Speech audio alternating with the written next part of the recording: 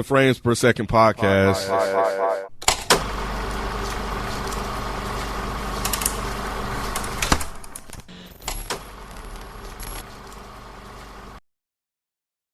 Welcome to another episode of the Frames Per Second podcast.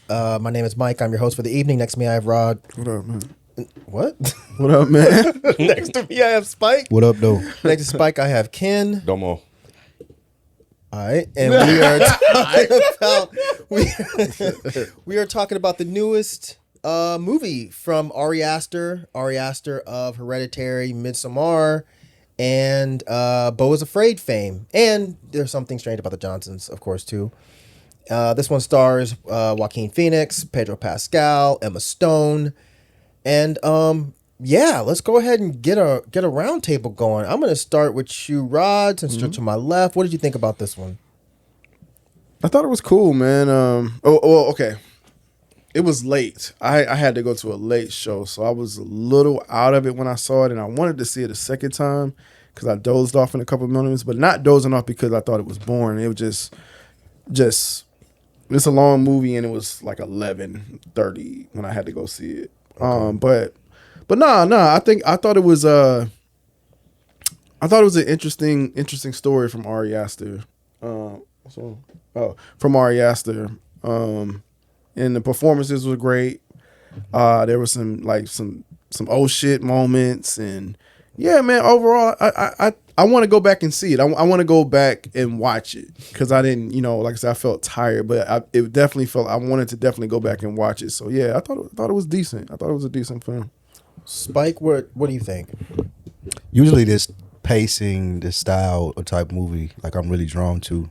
In this one, it was good till it wasn't, like till it got to a point where it was like, what's happening and why is it happening? But the performances were good. It wasn't a complete like waste of time or anything like that, but I wasn't fulfilled at the end. Okay, before we go to Ken, pause. What is that? What is what? Am I the only one hearing that? It sounds like there's somebody talking downstairs. Nobody else is hearing that? Nobody downstairs, or it probably was outside. I did hear something. I keep hearing it every time y'all are talking. It sounds like there's. Hopefully, it's not my stupid ass on my phone. No, it just sounds like somebody. Okay, well, all right. If I'm the only one hearing it, then I'll be okay going crazy. Ken, what did you think about this one? I loved it, actually. I didn't. When I read the description on AMC, I was like, but when it got going after the setup, you got into it and you kind of see what it appeared to me what they were going for. I was like, oh, this is really interesting where he's going. And then when it got to the conclusion, I was like, damn. And it really left me with a lot to think about. Like, it was just kind of sitting on me, just trying to think about the roles of each parts of the movie. So yeah, I loved it. It was a good capture of the time. Like, I thought that was really cool. Like, he was able to capture so many different things that was happening just in this one town that could be applied in other towns or cities or whatever. So I thought that was really good. Good directing. All right. Well, I did not expect it to go this way. I didn't like this movie at all. I thought it was terrible. I don't understand what the point of this was. Ari Aster typically has something to say with his films. I don't know what point he was trying to make with this. It seemed very campy. It seemed very hokey. I don't even understand why in the fuck you bothered to get Emma Stone, who is an incredible actor, to be in this movie, because she was only in it for a total of like 13 and a half minutes. Damn. The movie was boring as fuck. I see why you fell asleep. For the majority of this film, I was seriously like, why? Why are we doing this? I've seen pandemic movies 9.5 times out of 10. They're terrible.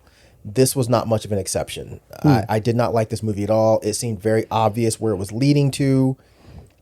I'm not even like mad that I spent money on this shit or nothing. I'm more so just like, damn, bro, whenever he puts a film out, I'm so looking forward to it. And we get this? A pandemic Western? For fucking what, dude? And it has satire too. It had, a satirical, yes, thank you. A satirical modern Western in COVID, and then you're throwing in BLM shit. It was just like, what in the fuck are we doing for 2 hours and 40 motherfucking minutes? What are we doing? That's how long it was? It was a long ass movie. Right? Maybe 2 hours and 30. It was definitely well over 2 hours. Yeah, it was over 2 hours. And it did not need to be. This bitch could have been an hour and 15, and I'd have been like, cool, you hit the mark. But no, I did not like this film at all. I'm glad y'all did, though. I'm happy to be on an island by myself. So let's go ahead and get into this shit. It opens in late 2020 in a town called Eddington, Texas. We see a homeless man walking down the street ranting to himself. But right after that, we meet Joe Cross, who's played by Joaquin Phoenix. And he is a local sheriff who seems to have a problem with mask mandates. Spike, what was your first impression of Joe Cross? Man, Mike would hate this guy. This was the first thing. Oh, Jesus. He reminds me of that guy you work with. I did. That ran through my head as well. I mean, I seen immediately what they were trying to do when they were showing who Joe was. So it led my mind to wonder, okay, what's Pascal's role going to be as the kind of antagonist to this, and how are they going to play off of each other? Because he was very clear on what side he stood on and what he was about to represent throughout the whole movie. So, Okay, Ken, same thing? No, it took a while for me to kind of get into what Joe was in this representation. I think that, just really, you're in this town in New Mexico, these people run up, say you got to wear a mask. I thought it was just stupid for them to say, put your mask on, and put the mask on, and they pull off. I'm like, all he has to do is take it right back off. he in the car too, and no one else is in the car. But people were doing that though. That's what I liked about it initially. I'm like, okay, this is a real glimpse of how shit was. You know what I'm saying? Like, and when people was putting the mask underneath their noses, he's like, you ain't even got your mask all the way fucking on. Mm-hmm. So like I like the realness of it, like that he was immediately capturing a time in this little town. So that I know you didn't ask me yet, but that was my initial take from the opening with Joaquin. Yeah, from the opening, my initial thing was like, oh, he's married to Emma Stone. Like, all right, yeah, you're going to have to make that make sense. Then it was just like, is this supposed to be funny? It's listed as a comedy. Yeah. That's crazy. And Beau is Afraid kind of was too. And I did not like Beau is Afraid on the first watch. I had to watch it again. And I was like, oh, I see what he's doing. I get it. I don't think I need to watch this again. I'm not watching this again. I feel like I do, because it's Ari Aster, and I'm going to give him that grace. Because like I was the same way with Beau is Afraid. I think we both was on the same page with that. Like when I watched it again, I was like, oh yeah, I really like this. But I didn't fall asleep. I didn't fall asleep. I don't think I missed anything. I just think this movie was fucking boring and vapid. I think that if you fell asleep during a moment, even if it was for 10, 15 minutes, I could see why you want to go back and be like, well, what did I miss? Just in case that thing that I missed changed everything. I can't imagine you falling asleep for enough time to make this movie a masterpiece. But yeah, I mean, I would understand why you'd feel like you need to go see it again. I just wanted to see it. I didn't feel like I was lost, right? Yeah. I just wanted to see it in its entirety. You know what I'm saying? It wasn't because like, oh man, I feel like I missed something. It's just like, I don't know. I just wanted to see how it feels if I watch it all the way through. Because it wasn't like a 10-minute sleep. It was just like a real doze, and I wake up, oh shit, damn, I fell asleep. Same thing with me. Now that you mentioned it, they were doing a little right before the smack. I fell asleep a little bit in that little montage that he was running. Well, you forgot you fell asleep till just now? Yeah, I did. I did. Because I was thinking, I was like, oh yeah. Right before he smacked him, I was like, one of those. And then I was up by woke that after time. Yeah, that's nothing, bro. I didn't think so. No. When Joe's called to a disturbance at a bar, we meet Ted Garcia, played by Pedro Pascal. Ken, did you have any first impressions meeting him, or about like what went down at the bar with the homeless man and all that? Not initially. It didn't really kind of connect for me until later. But it was just an introduction to Pedro, him coming in there wrestling, with the guy. It really was more about the mask and just his reluctance to wear the mask, and how when he came in and everybody just kind of ran away from him, it was like, oh my God, he don't have a mask on and stuff like that. And, of course, their reaction to the homeless guy or whatnot. But No, I think it was a nice little subtle introduction to Pedro and him convincing that town to try to get on board with his visions of the future. What about you, Spike? I was similar to Rod in this moment when he was talking about like, oh, I remember these conversations that were being had. I remember like people being on both sides of this and really making it a big deal, not knowing like what's right and what's wrong as far as the correct etiquette that you're supposed to have when wearing them. So it was kind of nostalgic to that time. You agree with that, Rod? What was the actual question? Joe's called to a disturbance at the bar. We meet Ted Garcia. And what were your first impressions meeting him or watching what went down at the bar? Yeah, so he was just on the opposite end of Joaquin's character, so I knew that was going to be the clash or whatever, and I thought that was a representation of, like I said, of those times. Like, you got this one character that's going to embody that group, that subset of people, and you're going to have this character embodying this subset. So yeah, I was just, it made me anticipate the clash that was to come. Or whatever. I was trying to understand the homeless guy, whatever he was. I was trying to understand his plot line, and I know he probably was bringing COVID to the city, I guess. But where did he come from? Yeah, but where did he come from? It was my whole thing. Wuhan, China, I guess. Right, like that was my whole thing. He was what? He represents the virus. Yeah. That infected this whole town. Yeah, he basically says it later. Yeah, but not. Yeah.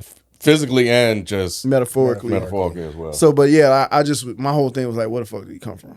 Because as soon as this guy showed up, remember his opening shot was him, kind of foaming and stuff at the mouth. And as soon as he came in, everything went to hell. As soon as he got into town. Yeah, I wrote it down. He was saying some weird shit at the beginning, but I can't find that.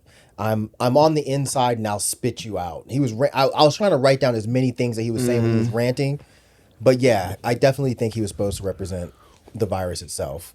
So Joe comes home. We meet his wife Louise, played by Emma Stone. We also meet Louise's mom, Dawn. Yeah, I remember her.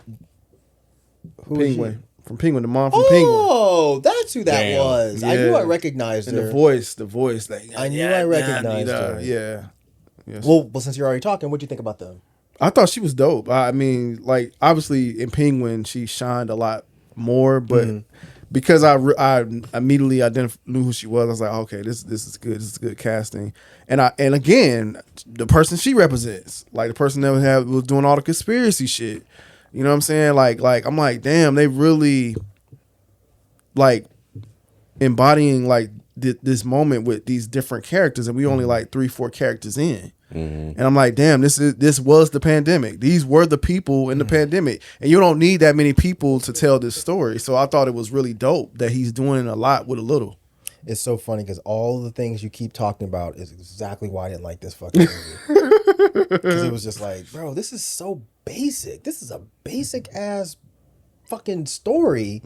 Like, I feel like anybody could have made this. I want something. When Ari Aster makes a film, I want something to chew on. I feel like anyone, Stephen King, fucking, I can't think of anybody. Like you know, but just about any fucking average ass director.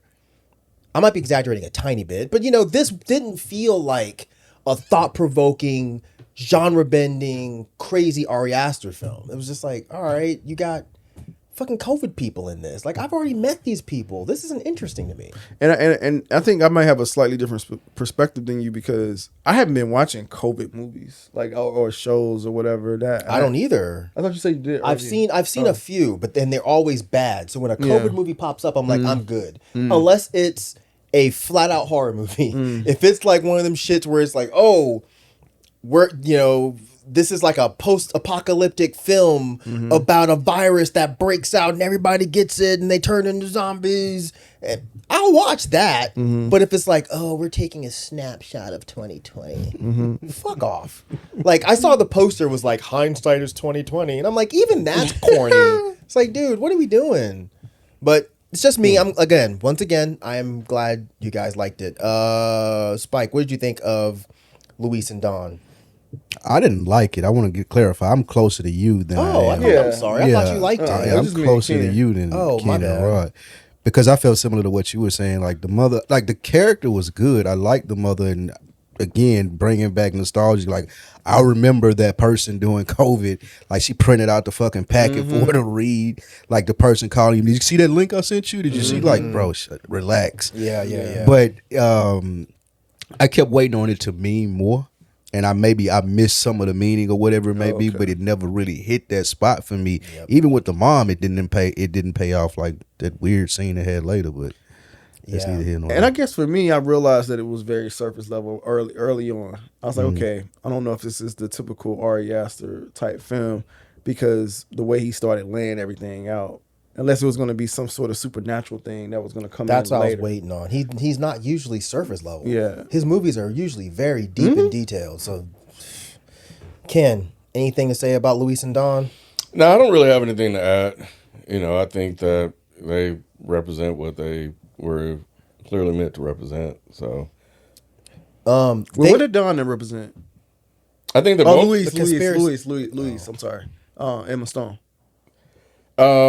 I think I think hers came a little bit later. Like her mom was really trying to interject a lot of these ideas into her head, that her beliefs and stuff like that.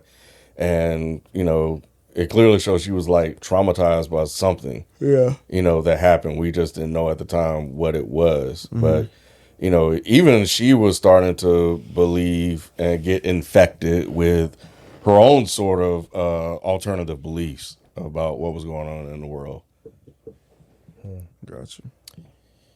Yeah, there was a part where they were making out in the bed and they stopped and she said, "I'm sorry," and then they kind of like just completely stopped. I missed something. She said she's still not well yet. She was trying to get over something.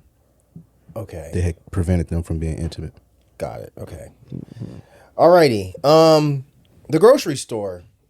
So they go to the grocery store and there's people not being let in because they don't have a mask on, and Joe gets out and there's this whole hubbub inside the grocery store. Ken, what do you think about this part? At this point in the movie, we're pretty much getting a snapshot of everything. So, it was how enforceable is anything and who has the real power. And what Joe was trying to do was to have them take more of a empathetic viewpoint from what this guy was saying, is that he can't breathe, wearing the mask impacts him, and to be a little bit more humane. I also think Joe was just resistant to all of it, just period. He just didn't want to just comply with the government. So he was sort of anti-government, whereas everybody else was just going along with it. But we saw the small amount of influence that Joe had, because when he came out there, is that because one of the persons in line took their mask off because Joe wasn't doing it and what Joe said. But I think there could have been a better solution. And the solution we saw was when Joe actually bought the groceries for him. So maybe somebody could have wrote down a list and had somebody go in there and buy the groceries and bring it out. But again, I think it was just setting up the tension of what was going to end up happening between Joe and Pedro's character. Ted, later on. And to kind of spawn like the idea for him to eventually run for mayor. Spike, did you get empathy from what Joe was doing?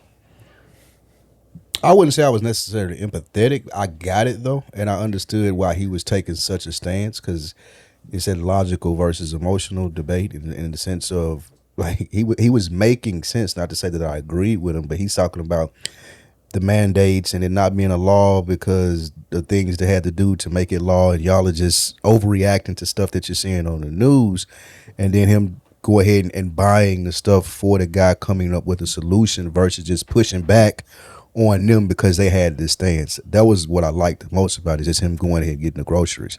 But yeah, I mean, again, it was continuing to go down a road where I was wondering, like I said before, okay, what point is it going to get to with this? He's on one side of it, this mayor guy's on the other side of it. What's the movie about? Well, guys like him kind of made things wrong. Like they didn't help the situations, because of their beliefs. And we saw that later on. Like he was like, COVID's not even in Eddington. Like, what are y'all talking about? Like, then he ended up with it. Yeah. So that makes sense. Anything to add to that, Rod? Ken was oops, just my bad, bro. No. That's fine. I was just gonna bring it up too. He was just like, it's not even here. So why? What are we doing for real? Is this like a political move? Like what are we doing? And then Ted Garcia was just, and then he went down the hole, because I've heard that conversation. We talked about it on the podcast about this percentage affects this percentage, and then that lessens the percentage or whatever. So I thought it was just interesting, him just recalling all of these things. So in a weird way, it was like, even though it wasn't that long ago, it was nostalgic or whatever. It's like of a time, because a lot of people just like kind of forget the shit. Honestly, like they like forget that we really didn't think we were gonna be like how we in here right now. We thought that shit was over with, Man. So I think it's interesting to kind of look back at it, like, oh yeah, that's right. God damn. And it's like with his viewpoint, where did his viewpoint come from? Because he's not all the way with Don and I guess Louise, and the conspiracy part is he taking more of a pragmatic view of like, we're a small town. There's been no evidence of COVID being in this town. Why the hell are we wearing masks? It makes no sense. Right. So, and was that his stance versus them being more preventative? Right. Like, we're going to wear a mask because we don't know what's going to happen. So it's best to urge on the side of caution. And then he had asthma. So, and not wearing a mask. Right. I was just saying, well, the asthma, he said that's one of the reasons why he don't, because he can't fucking breathe or whatever. So, so it made it difficult. But see, you're laughing. I don't know why you're laughing, but for me, like, it's like, you're not thinking about those people and their everyday struggles of not being able to just breathe normally every day.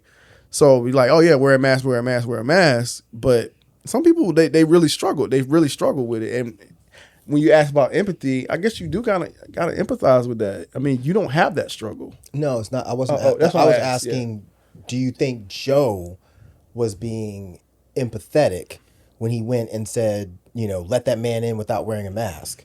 I don't think he was being empathetic. I think Joe represented the typical boneheaded redneck that thinks you can't breathe with a mask on, which is simply untrue. You can breathe with a mask on, especially if you're only going in a store for 10 minutes. Because remember, that was a whole thing during 2020. You had these fucking rednecks that were just like, I'm not putting that on because I can't breathe. I got a medical condition. And it was nonsense. Like, just looking at it on a basic surface level, it doesn't make sense. They're really trying to make you believe that me putting this mask on for 10 minutes, I'm gonna die. It's nonsense. So I never got anything as far as empathy out of Joe. I got Joe doesn't think COVID's real, because he says that in the video that he posts, which was the next point. He doesn't think COVID's real. He thinks all of this is bullshit, and it's all just like to strike back at Ted and the government for making them have a mask mandate. But so, I disagree with y'all when it comes to Joe. So why wasn't he all the way on the side of conspiracy theories? What do you mean? Because he was somewhere in the middle. Like he didn't. It's like he didn't agree with them and the whole conspiracies, and he also didn't agree with the whole COVID-19 thing. He was just somewhere in the middle. Like, look, man, it ain't here. Goddamn it! Like, I don't want to wear a mask. I disagree 100%. I don't think he was acting like that just because it wasn't there. He literally said the virus was fake. He literally said that. He tells Ted that he thinks it's fake, and then he makes a video. He's like, why are we wearing a mask to protect ourselves from a virus that's not here? Right after he tells Ted that he thinks the entire thing is fake. So it's not because it's just not in Eddington. He doesn't believe in it. Now, the mom is on a completely different level of conspiracy, because there's plenty of dumbass rednecks that were like, oh, COVID's fake. I don't know what y'all talking about. It's just a cold. And then there's motherfuckers that were like, oh, like Alex Jones, were like, oh, it was made in a lab and they released it on purpose because they want to start a new world order. So there's levels to it. There's levels of stupid. There's levels of stupid. Joe is only at a certain one. I got you. And I thought it was interesting to see the store clap like by kicking them out, because I've seen that too I have around too. COVID times. So I was like, man, he's really capturing all of these moments. That's true. I think I may have gave a fuck about this more if this movie was like from 10 years from now. Okay. I think it was something that just happened 5 years ago. It's just like, bro, really? Like, we just lived through this. I don't need you to capture a time. My brain works pretty okay. I remember all of this. Yours does. Mine typically does. But it was interesting. Like I have noticed people just it really like it didn't even fucking happen.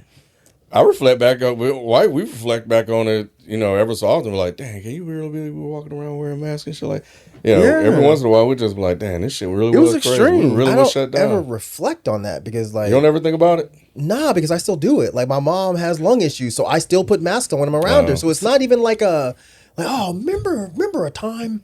See, that's your personal experience, but that's not the world's experience right now. I don't see how you forget something that happened 5 years ago. That was a major thing. If you do, then you're doing it on purpose. It's not. I say most people trying to forget. That's though. what I'm saying. You're doing it on purpose. You're trying to forget it. So him making this movie so soon, it's just like, for what?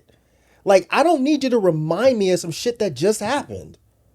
Like, unless you're making a grand point, which we never, in my opinion, never got there.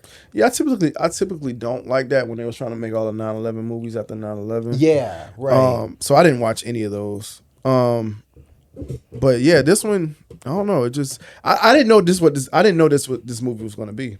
I thought they were misleading me when they kept marketing it like it was a Western about COVID. I'm like, no, it's Ari Aster. There's going to be a demon named COVID that comes to the earth and possesses people or some shit. It's not going to be about COVID. But when they literally start talking about COVID, I was like, dude, are we serious? We got another fucking 2 hours of y'all fucking talking about COVID?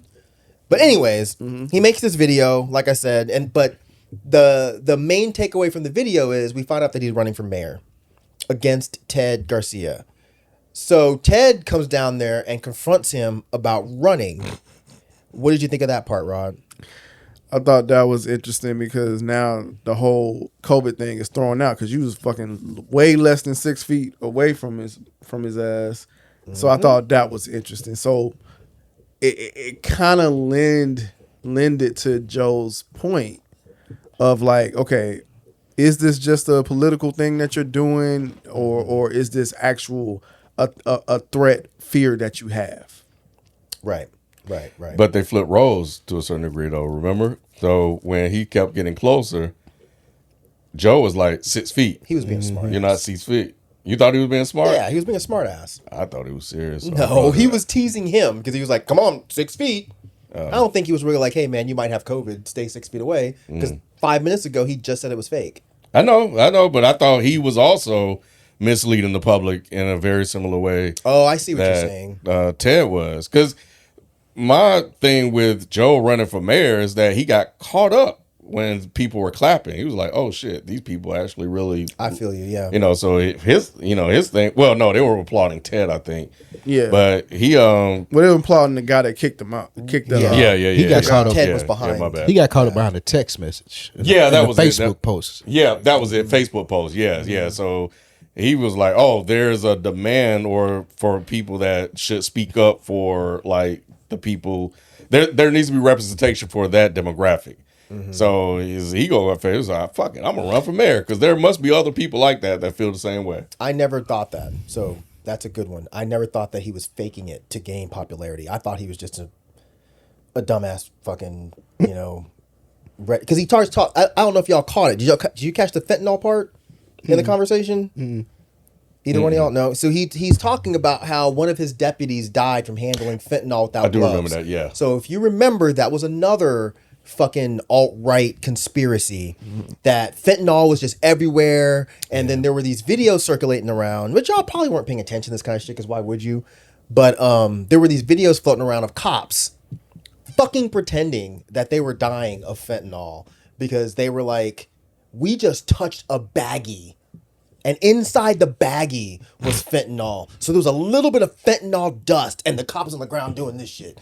So this was another one of these weird alt-right conspiracies that Joe was repeating. One of my deputies died from handling fentanyl without gloves. that didn't happen. You're So just it more than lying. likely it didn't happen to Joe. But That's Joe what I'm was saying. getting criticized for not keeping cops on the force too. No, from what I Ted was understood, criticizing him, Ted right? made him get rid of certain cops. Yeah, because Okay. because they were abusing their power. Okay. And Joe didn't like that either because he feels like that should be my choice. I think a lot of Joe's issue is he wants control. And when control is taken away from him, he gets mad. Yeah. So that's how I took that part. But so Spike, what'd you think of the conversation Joe was having with his son Eric? I don't know if you remember this, but they're back at their house. We start to see the facade of Ted crack when he's talking to his son. Do you remember his son was trying to leave? Yeah, and he was like, he asked about his wife, and he didn't care about her because she left. Even the like going to be around other people, and you see him turn the politician off and go into dad like asshole mode. It does show the crack in the character, as you were saying, and make you kind of look at him like he's full of shit. So they did a good job of portraying it over. Rod, did you catch anything as far as why Ted? Oh, I said Joe is having a conversation with. I meant Ted. Yeah. I meant Ted. Did you catch anything as far as why Ted won't let his son Eric go out in the streets? Yeah, because it's a bad representation on him. It was Right. a California Yeah, thing that yeah, happened, yeah. right? That happened with Gavin Newsom, I believe. No. So the town is on lockdown, and Eric wanted to go out, but Ted thought it would be a bad look on him. No, I'm saying that happened in real life. Yeah, I Oh, think it it did? Gavin did. Newsom. Yeah. Yeah, it happened Oh, to I Gavin didn't know that. Newsom. Yeah, because they were the first ones, I think, to implement the shutdowns, and then he was at the party with the people like right after he announced that it was a shutdown. What? Yeah. If I believe you 100%. Maybe I just don't remember that happening. You see? I remember You stupid. Stupid. Got your ass. Got your ass. COVID boy. brain, goddamn. Well, I do have long COVID, so I have that excuse. But I remember that was happening with a lot of celebrities. But to be honest, at the time, I don't think I even knew who Gavin Newsom was like that. So anyway, that's interesting. Did you already answer about this part? No, I mean we saw them earlier because they were out when Joe was going to. They were smoking reefer. He was like, "Oh yeah, I smell a reefer in there."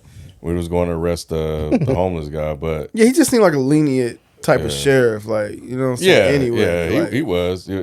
Which is Come on, probably Joe? why he was like that with Yeah. the mask too. You know, he was kind yeah, of. he walked past him. He knew they was smoking. Yeah, yeah. But no, I think they pretty much covered it. You know, it was just really about him, but still he let him go. You know, because he's in a position of privilege and power, so he could probably cover up or get away with any of the stuff that happened. Yeah, it was November of 2020. He went to a party at the French Laundry restaurant shortly after telling people to. I remember that shit. Right? I do not remember that. What a loser. So, well, there's a couple things that also happened during that conversation that we haven't touched on. One is that Ted is in business with this company that wants to build data centers. And the whole thing with data centers is they suck up resources, they fuck up the water, so the town is not happy about that. So we see, that's what I meant about the crack starting to show with Ted, is Ted's not, he presents himself as this, I love my community, I want to help everybody kind of guy. Meanwhile, he's in business with big business, you know. Also, we find out that Ted used to date Louise. And there's this weird half story where Louise gets pregnant. 6 And months. 6 months, Mike. What? Now he kept reiterating that it was only 6 Oh, it months. was only so 6 she months that ain't they had did. time He to said get he also pregnant. he never touched her. Right. He said we never had sex. So I don't know what you're talking about, but I'm like, dog, 6 months you never fucked? That's crazy. But yeah, 6 months they never did anything. So No, he didn't date her for 6 months. He only went out on one date with her. It was like he ended it because she was weird. But he said Yeah. 6 months later, she came back and said she was Oh, that's pregnant. what you're saying. Yeah, I knew that part. Okay. I just didn't. Yeah. I knew that part. He stopped fucking with her because of them damn dolls that she fucking makes. Which I'm like, valid.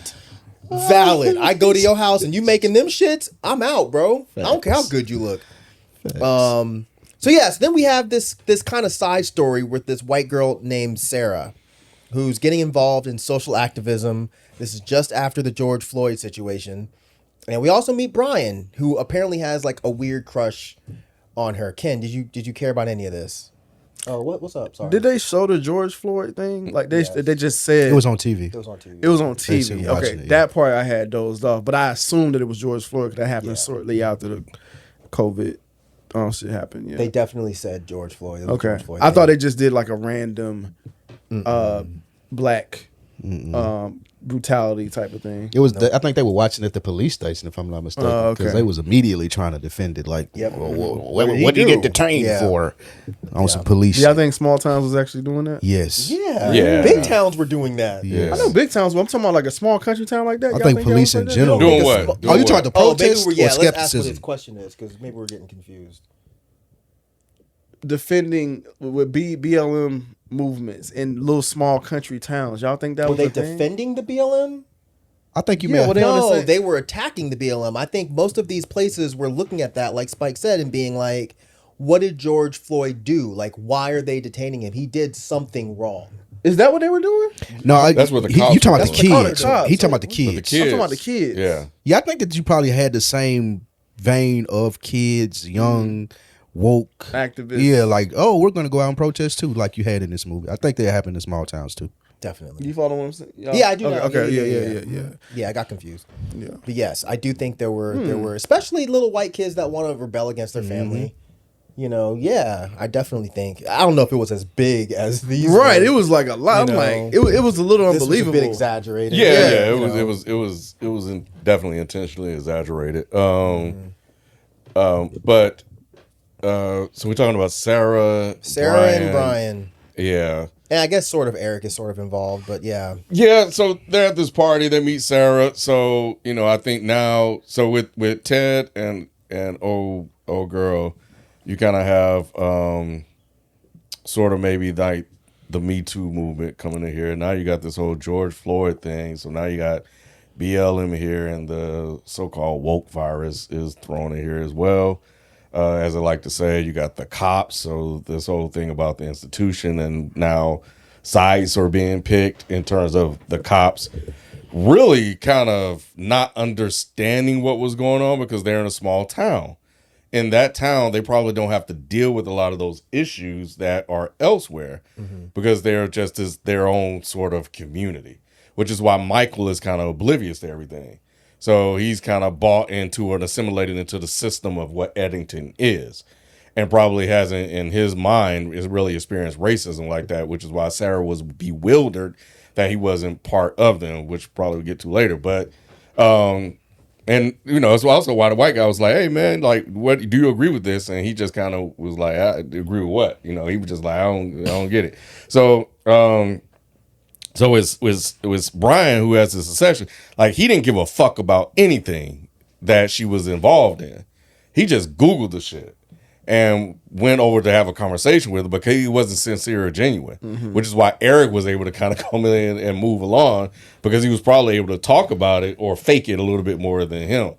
And he became involved in the movement that he really had no sincerity about. It was just all for chasing his girl. That shit was crazy how he Googled that fucking book real quick. Bro, yeah, and the interesting thing about the data. So the interesting thing about the data center and the first of all is the George Floyd thing. What that was in 2020. It's the same year. It was right there. It's around so the same when time. I was like, man, so much happened. Like, and around that same time frame, it's freaking nuts, bro. Like, you had that happen, and then all this stuff. Yeah, it was insane. But the data centers 5 years later are now like AI. Because even they threw that in that shit. So you got because they need these centers in order to do AI because it uses a lot of energy and computational power to do it. And there are reports that these things are really, really loud. And Mike already addressed all the consumption that it's doing to the communities. There have been articles about that stuff too. So it's a lot in this movie that he threw in here. Yeah. So after Louise gets upset with Joe for running for mayor, we cut to some BLM protests, and like Kim was talking about, the protesters are trying to get Michael on board with joining the fight, and Michael seems very hesitant. Spike, was it fucked up for Sarah to shame Michael about this? It was, man, because he was trying to be there and be supportive of their cause. He wasn't well read on it. I do agree with her there, but she didn't try to take time either to like. No, Michael's the cop, not The Brian. black guy. Brian was the one that arranged the fucking protest. Oh, okay. He organized the whole fucking thing. Yeah, you talking about my guy from the UK. I mean, no, because he's kind of oblivious to it being a cop. Like, what side would you expect him to be on? I think it was more so her being mad because of them dating and them not being together anymore. And she was using that as a conduit to be like critical of him. I don't think she really expected him to be on the side, which in a small town, I get it. I don't agree with it, but I get it. Before I pass this off, I'm just going to go ahead and throw out there, it is always, in my opinion, wrong for people like Sarah to do what she did in this movie. Yeah. You little white motherfucker, you have zero, and I mean, I was pissed. You have zero right to come to me, a black man, and start talking about you're representing racism. Are you fucking insane? There were about 3 times in this movie I was like, boy, Mike is going to be I was annoyed. upset. I was annoyed. I think Sarah's heart was in the right place, but no. Like, I agree with her. He is backing up a racist system, but I don't think that's her place, especially in public with a whole bunch of other white people. You got no fucking right to go up to a black man and be like, you need to take that off. You're representing racism, and you need to be part of this. Why aren't you taking a knee? Motherfucker, what? she was What? passionate too, but Yeah. she believed that she said this in real life before. I believe that she said this in real life to somebody before. She was too believable with this. Facts. Like, it seemed like improv. It didn't even seem like, I don't know, man. I She ain't like was going, yeah. It was a bit triggering, and it was fun, and it was like interesting. Why I said it seemed so real, because she had conflict in saying it, and I know I shouldn't be saying this, but like she was just kind of going all of the things that we've seen on TV or in real life. I don't know. Yeah. Definitely in real life. Yeah, I've yeah, seen yeah. this, and I'm looking at motherfuckers real side eyed, like, bro, you don't want my opinion right now because I'm gonna hurt your feelings. And that's how he was looking too. He was like, Or he really wasn't I think he- processing what the yeah. fuck she was saying. Yeah, I think he was just so far removed from it. He was like what? No, I think he was Nah, he- thinking about it. Really? Yeah, I think he was I don't thinking think that's about ever what, crossed his mind. It hasn't. Okay. Until that moment. Gotcha. I think when she said it, he Oh, I see what stopped you're and saying. thought and was like, "Oh shit, she might be right." which we found out she was. She was right, but she still had no right to Right. say that shit to a black man in front of a whole bunch of white people. I don't give a fuck what protest you're at. Anyways, so we cut back to Joe's house, and Spike, we meet Vernon Jefferson Peake. I forget the actor's name in real life, but apparently he's a big deal. I'm not super familiar with him, but Louise brought him and some of his cult members home. So what did you think about the conversations that went down during? Did you fall asleep during this part? He probably did. What did he do? It was Joe had made Louise promise that she would have dinner with him because she was going to leave him over the fucking video thing. Oh no, I remember this. Okay, Yeah. yeah, and that real weird dude came around, started looking in their house and stuff. Yeah. Before I go there real quick, I thought one of the funniest scenes for me was when dude went back to his house and was having dinner with his dad and explaining to him Oh, well, white about the abolitionist beef. is. He said, "Are you fucking Yeah. He said, "You're white." You're white. Spike, I laughed out loud. I did. I too. was laughing. So I was the only person in the theater that laughed that loud. That at was the only part I laughed at. Oh, that I was did laugh out loud. so good. Because But that shit happens. Like, Yes. you know, Right. it was like, bro, what are you doing? Like, you're white. You're speaking out against your own Right. race, which is how we kind of are where we are today. We saw breaking it down, too. conversations too. A lot of that sentiment Yeah. has started to kind of, replicate. That's hilarious. But no, this where it started to turn for me in the sense of, okay, I'm picking up what you're putting down. I get it. Where are we gonna go with it? And then it slowly started heading nowhere. Like this scene right here, none of this made sense to me. I didn't care about it. I didn't care that his wife was crazy. I didn't care about the code. I don't care if she runs away. None of that mattered to me because just Emma Stone hadn't put in enough time on screen for me to be compassionate with the character. Like it was weird. So You agree with that, Rod? I think it was more so not about her and more so about what it was gonna do to Joe. I think that's what the hitch was. It wasn't about Emma Stone. It was like how it was gonna affect him and how he snaps and how he gets to where he gets to in the movie. So that's why I didn't really have a problem with it because it was more so about him. Well, and also I think, again, there's a lot in here. So now you're bringing in the religious aspect of it. So, she's, I would guess, is upset with Joe because her and Dawn are kind of like anti-government, all these conspiracy theories, and here he is running to participate in this system. But he wanted to do it in what he thought was his way, and it was going to be the right way because he was going to be anti-government. That was his whole thing, in running against Ted, and was all on his trucks and stuff like that. So, but it also shows that people like that can also be very vulnerable to outside institutions. And here comes this other guy, because she's consuming a lot of this stuff. So here comes this other guy who can take advantage of somebody that's longing and looking for somebody else that's vulnerable. She has a mom that's instilling a lot of these thoughts and ideas in her head. And she's formulating her own, and then she goes through what sounds like a traumatic event. So she can easily be, possibly manipulated, and here he comes. So then you have this cult-like religious aspect of a virus now present in the movie. So I slightly disagree with y'all. I think this whole scene was all about Louise. I don't think it really had anything much to do with Joe at all. This was really a catalyst for us to figure out what's going on with Louise. Because prior to this, we don't know what happened to Louise. We knew she had some kind of trauma, but we don't know the details at all. But when Vernon starts talking about he was one of 10 kids that was stripped naked and they were sent out and their dad was going to hunt them, but he escaped. And then Louise starts talking about pedophiles. And she starts hinting that it was her father that touched her. So that's why I didn't really like this, because it was just like, I'm with Spike more than I think I've ever been with Spike. She had not put in enough screen time for me to really care that much about how this affects the story. Because if we had been given a movie where it's a standard Emma Stone performance, which is typically fucking great, then I would have been far more interested with what happened. But she's barely been in the film, and when she is there, it only seems like she's there to service Joe. So it's like, I don't care really. So, but when she starts talking about the fact that, she was touched in some way, and then, if you couple that with how Dawn treats the dead father, like she's so worshiping of this man.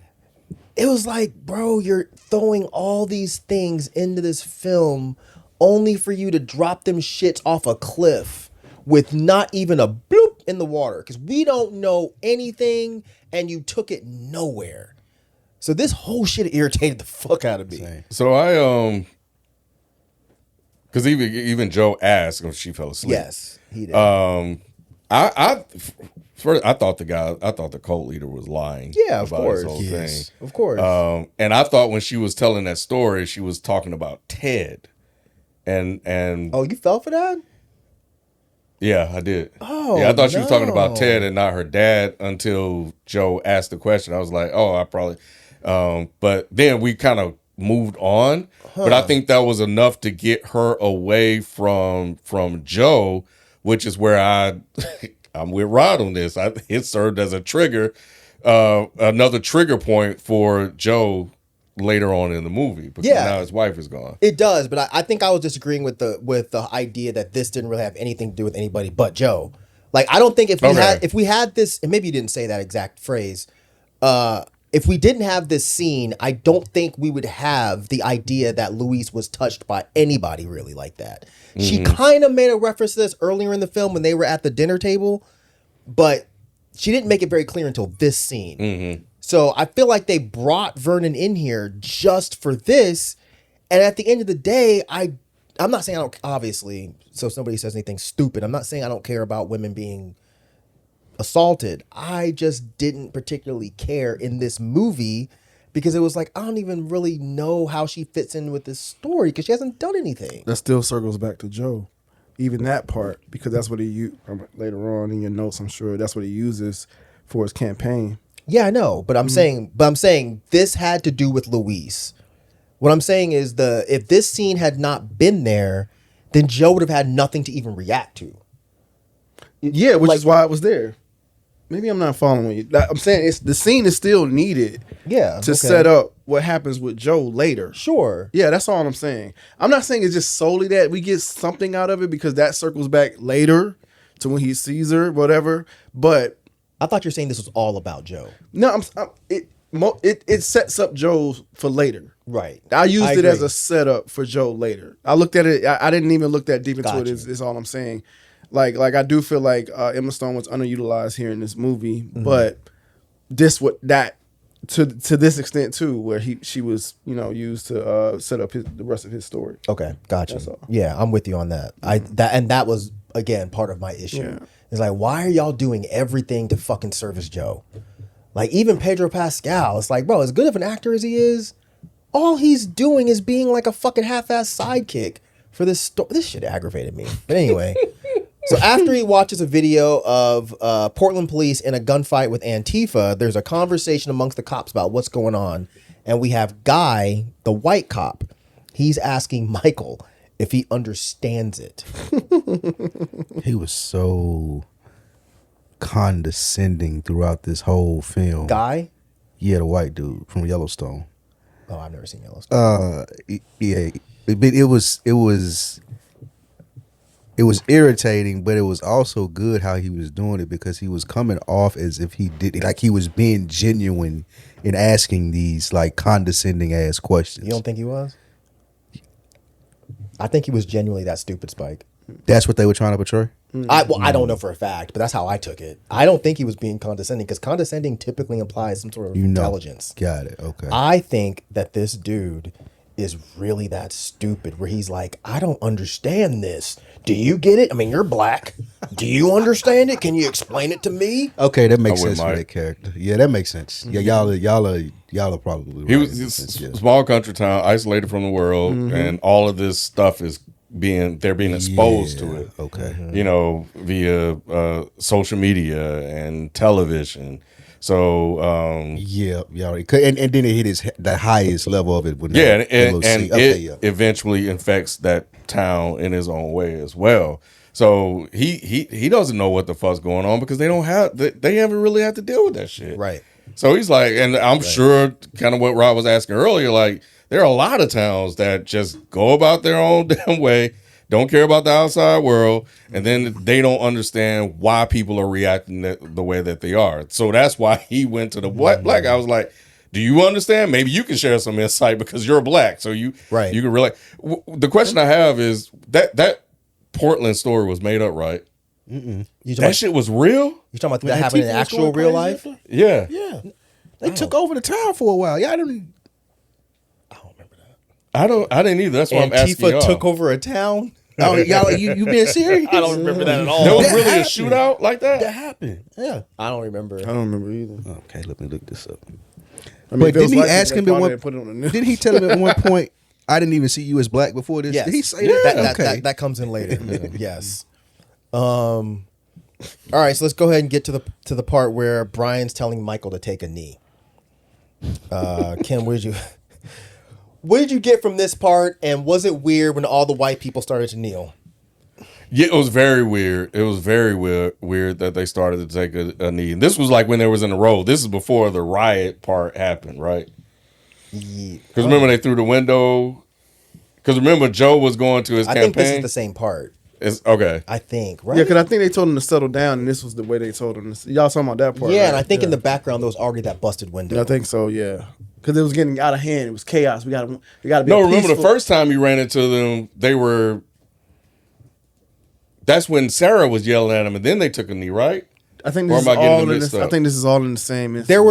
There were two different protest parts. There was one part where Sarah was chastising Michael about why are you on that side, but then there was another part where they were basically all kind of arguing with Michael.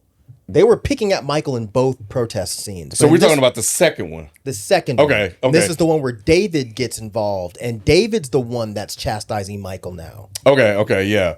Because also, yeah. Okay, so at this point, then we see Sorry, not David, Brian. I don't know why I'm calling him David. the homeless guys start to go through. Yes. So now this whole BLM liberal sort of thing that they're doing has basically been, you can see that as being infected with this sort of stuff from the outside world as well. So they're doing all of this stuff and yelling at Michael and all this other stuff. Ted's son is being a dick, talking about what his dad did to, his Louise. wife. Yeah, just all very disrespectful. And Brian, who did this for his own completely selfish reasons, is losing because I forgot. Joe said something to the son. What's his name? Eric? Yeah. And made him cry. He went off to cry. Sarah. So he's being counseled over there, and Brian's looking at that as like, what the fuck is going on?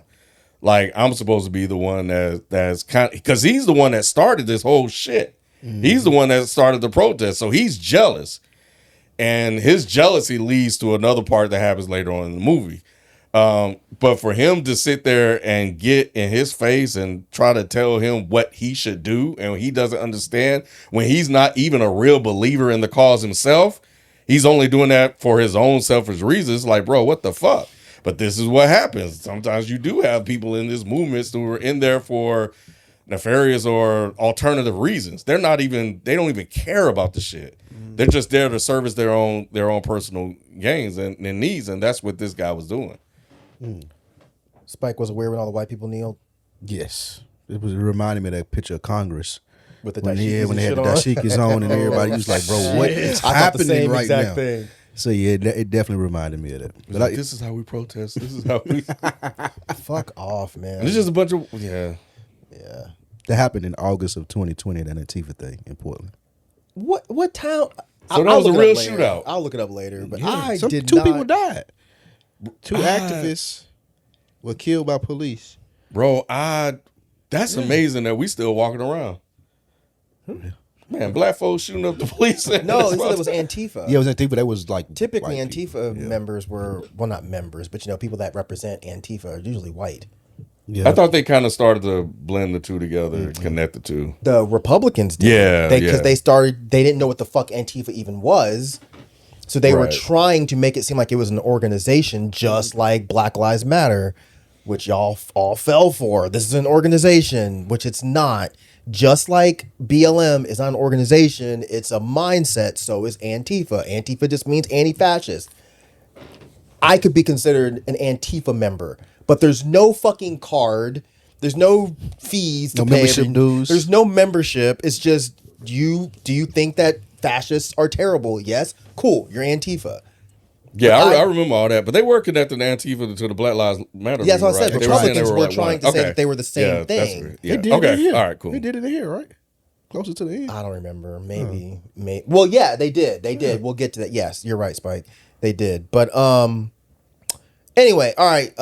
Rob, was it weird when Joe recorded that video saying Ted sexually abused Louise and got her pregnant and forced her to abort the kid? And why did he do that? Yeah, it was absolutely weird. He was just trying to get leverage. He thought that was gonna a scandal would give him leverage to get ahead of him in the running, but it ended up just kind of backfiring on him. Honestly, I was gonna bring up something else before this part. Because we didn't talk about like when he decided to campaign and he drew on the board, because that comes around later. Well, yeah, because I'm trying to skip over. I got shit, you. 'cause I this got you. is I dumb got you. long. It just comes up later. But Yeah. but anyway, I got in here out of it like seemed that. really weird. Yeah, it was a really weird vibe when he was doing. Even the people in there was just like, what? You know what I'm saying? Like, why are you, bringing up that? But no, I feel like people that's another glimpse of stuff. Like people use that type of thing to get ahead of their running the person they're running against. They'll use like these allegations and things like that. Yeah. So it was very true. Like I said, true to life. I didn't know why he was just being so direct with this movie. I was really the whole time looking for, is there a deeper thing that I'm supposed to be catching? Because this is just, you're just giving us a glimpse at how politics and all this stuff goes. Well, just the world and humanity in general. But Yeah. I was really trying to figure out, like, wait, why did you just say that? Like, Yeah. but I think, Joe is driven by ego. And Joe I mean, one of the things he said when he walked in was like, "Oh, I thought there was going to be bigger. Like his campaign isn't working. People aren't latching on to what he's doing. So now he's like, well, let me try to go to a scandal." And he just heard that message too from the religious guy, right? This came after that, so maybe he saw the cult leader use it and it worked for him. So maybe he was trying to use that for his own. Maybe. I'm just now thinking about this now. I didn't think about this, at the time. What did So the I'm just cult trying to leader say? connect the dots. The story he told About the pedophiles. Oh, That's what yeah. That's what you're talking about? Yeah, because I don't know why Yeah. he did it. When I was yeah. like, why the fuck you even do that? He did that because, again, he doesn't like being out of control. He doesn't like the fact that everyone's just kind of like overtaking what he thinks should be his. He wants the political power in that town. But Ted is clearly winning. Now BLM is here. The Black Lives Matter is now here. He doesn't like that shit. So he's like, what the fuck can I do? Boom. I'm going to use my wife's trauma to further my political career. Yeah. horrible move. Was it weird, Spike, that Louise left and made a video saying Joe was lying? Definitely. And for her to stay gone too, like that being the final straw that breaks the camel's back, and her not wanting it into like public consumption like that, and him not caring about that at all. That was one of the biggest. This is when it really, really was turning for me. I was like, what's the motive? Like, because at one point in time, like you said, it seemed like political power. Then it just seemed like I just want to be popular and on top and like outdo everybody, which led to the rest of the shit that I didn't get. I was still confused by her whole storyline, because I was like, okay, she made the video. Is she doing this to save face? Like, because it made it seem like Dawn was just lying about the whole thing because maybe she had some reservation about her daughter being in this relationship, and then she made the video. Or was all of that shit just made up? Which shit? Just the whole thing with Ted and Louise. Yeah, all that was made up. Louise was molested by her father. So And okay. that's why Dawn was covering it up. So Dawn got it because she was 16, right? I don't remember how old she was. That's but what yeah, it it So sounds about Dawn right. was using Ted to cover up what Exactly. got it. Cool. Right. Okay. Right. Now right. Dawn did now not want connects. anything to besmirch the memory of her beloved husband. which is why we saw his picture in Yes. there, like large. Like, But you see, Louise doesn't fuck with that. She's not looking at it and talking about, oh, I miss my dad. You know, excuse me, damn. She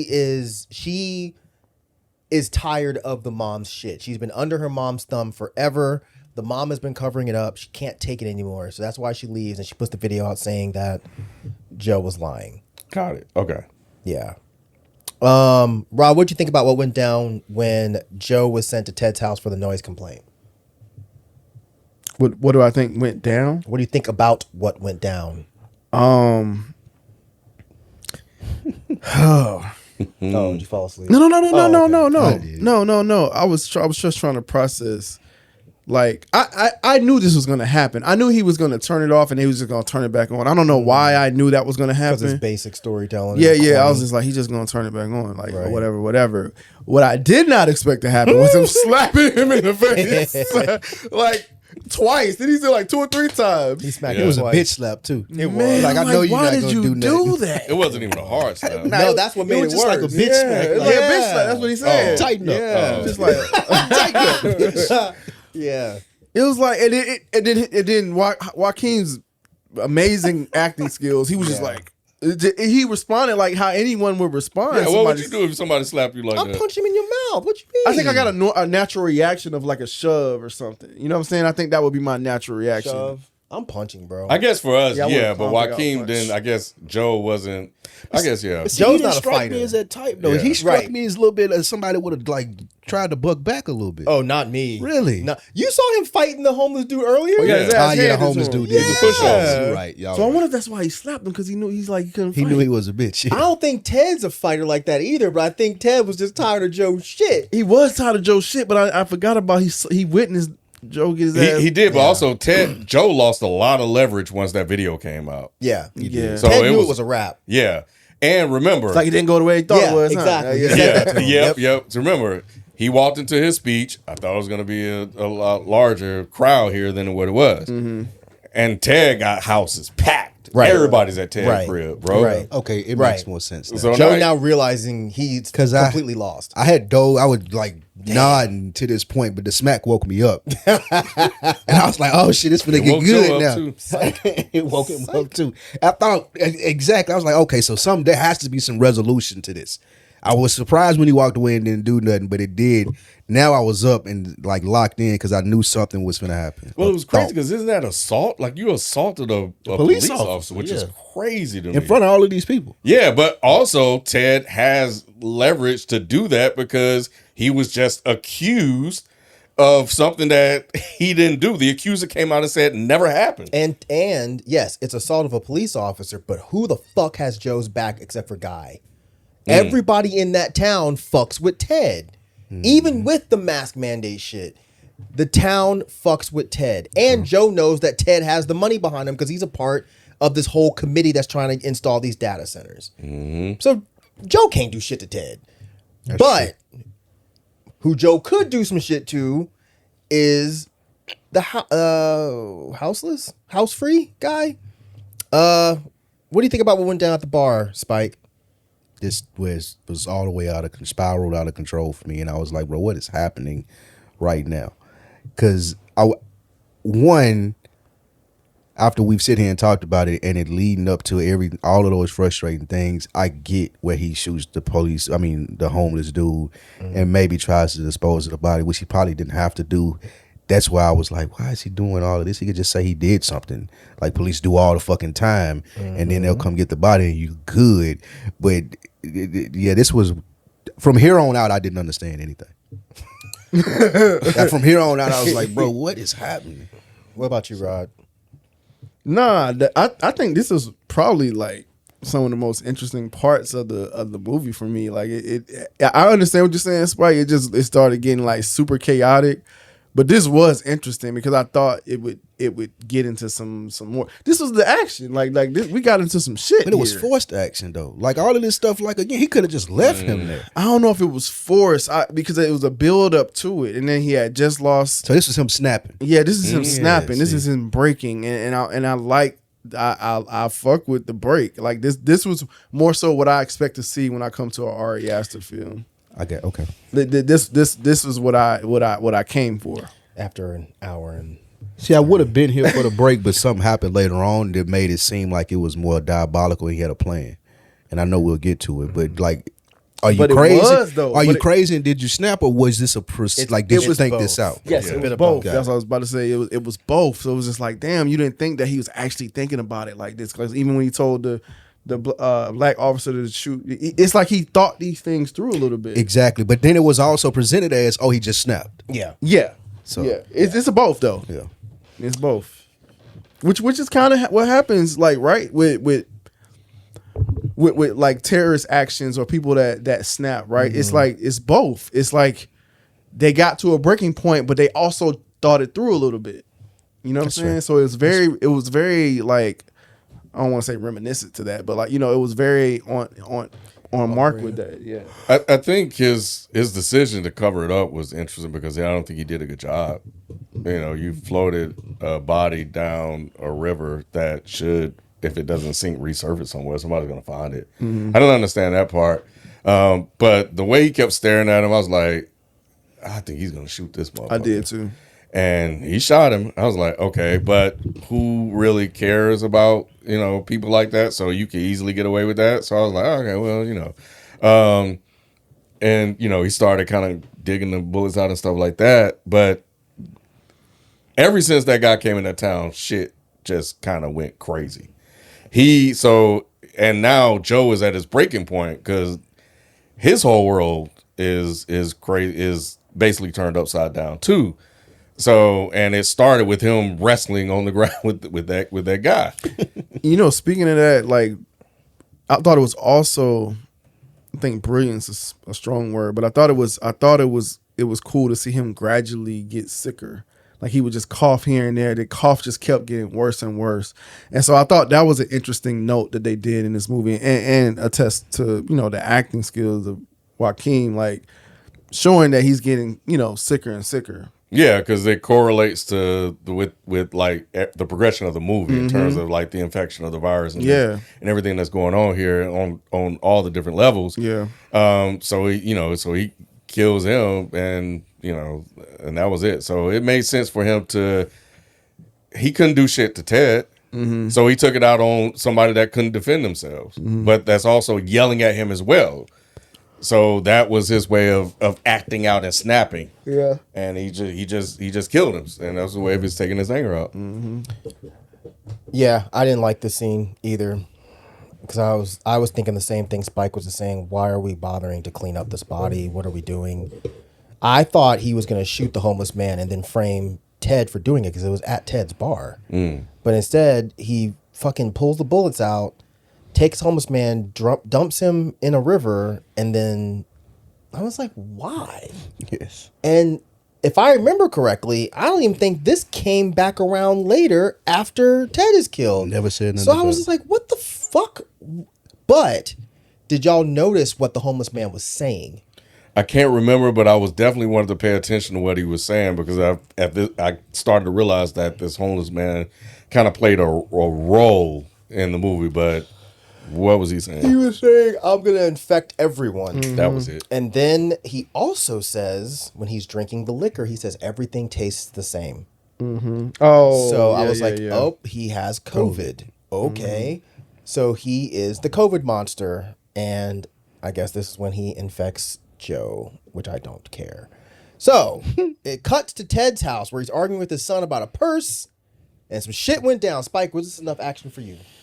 Hell no, because I don't know. It just seemed like him doing that out of the, and I know it's out of the blue, but I didn't know that he had thought it out well enough to do what he did later and frame somebody for it. I thought it was part of just the trajectory of him spiraling. And he's like, okay, I didn't killed once. Now I can just go shoot them from long range. And it just wasn't suspenseful enough for me. Like, it was just like, it seemed random as hell.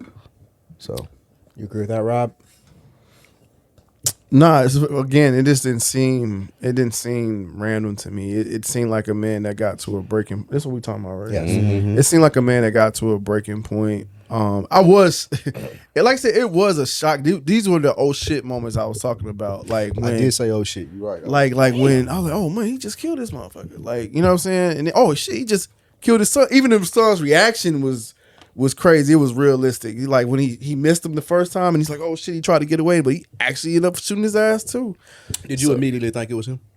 No, I thought it was the black cop.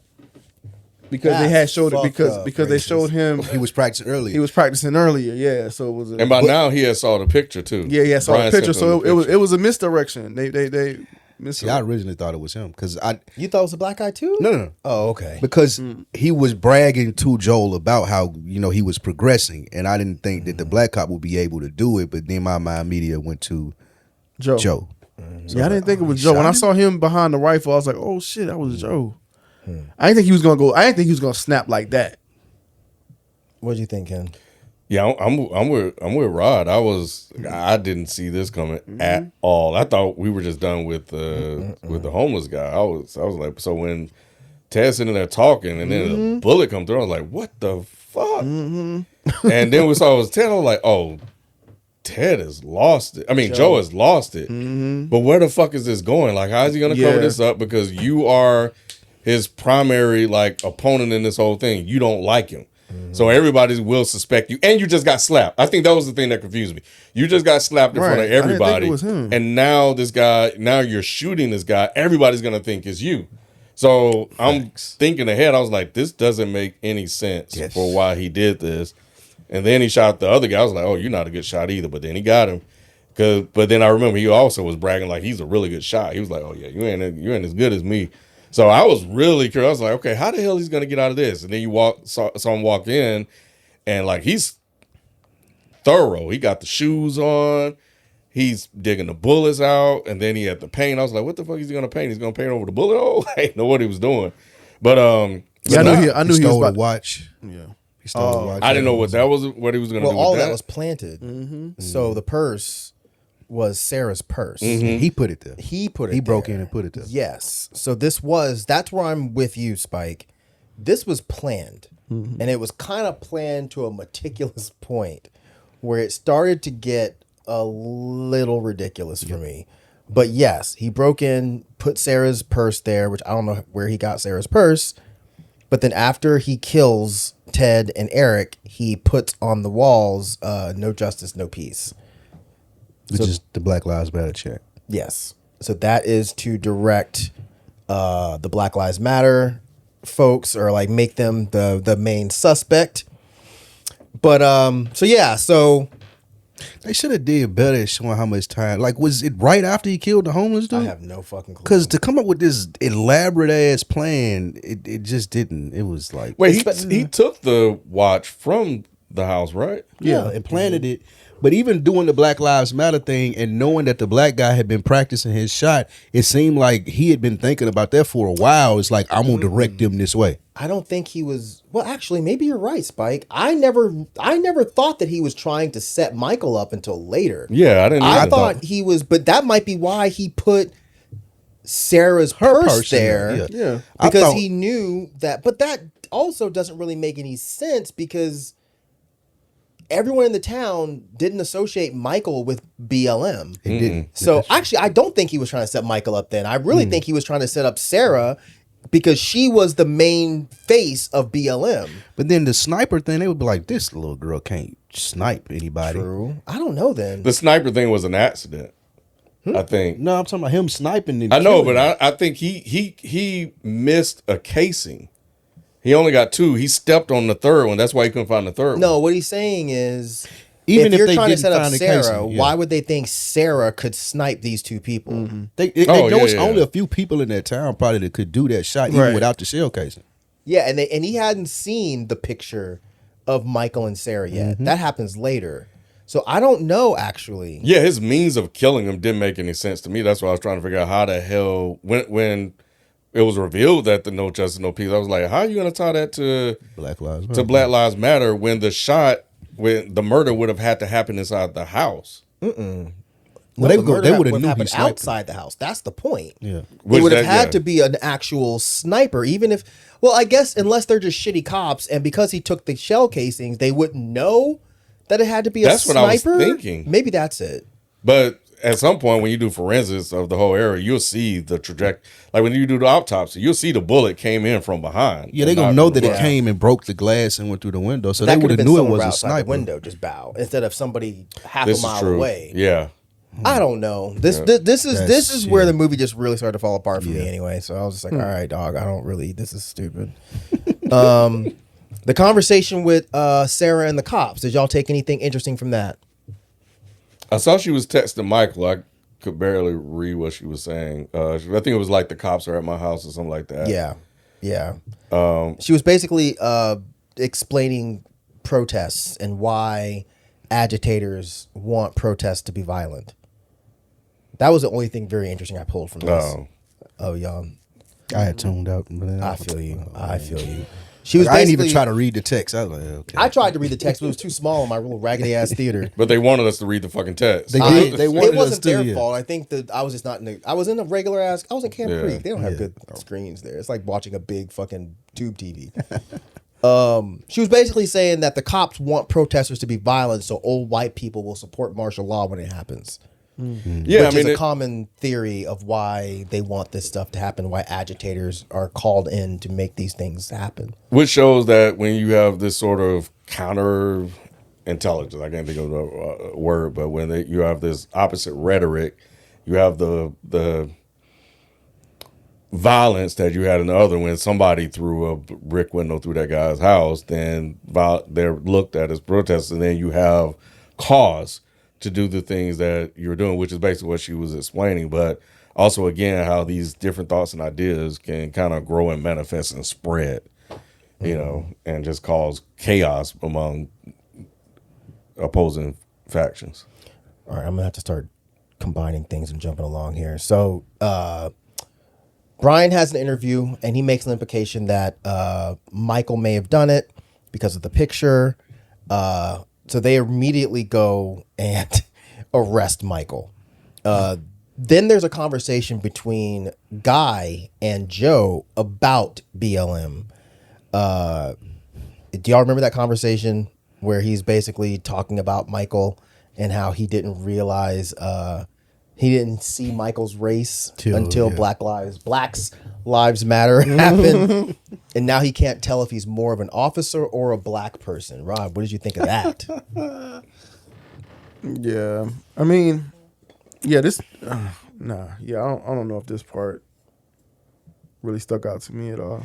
Oh. It's pick a side, right? Because Yeah. this sort of started like earlier. Some a very simple. They're all watching it, and they're all like this one unit. We're all cops here now. And then later on, as The it whole started, Blue Lives Matter. yeah, it started to escalate. Then it was like, okay, well, it started to grow and manifest, and spread, and now guys like, well, shit, Michael, he still doesn't know what the fuck going on. Michael, do you understand it? Maybe can you help provide some clarity? And then all of this happens, and then it's like, well, shit, I don't know if he's black or a cop. Like, I don't know what side he's on.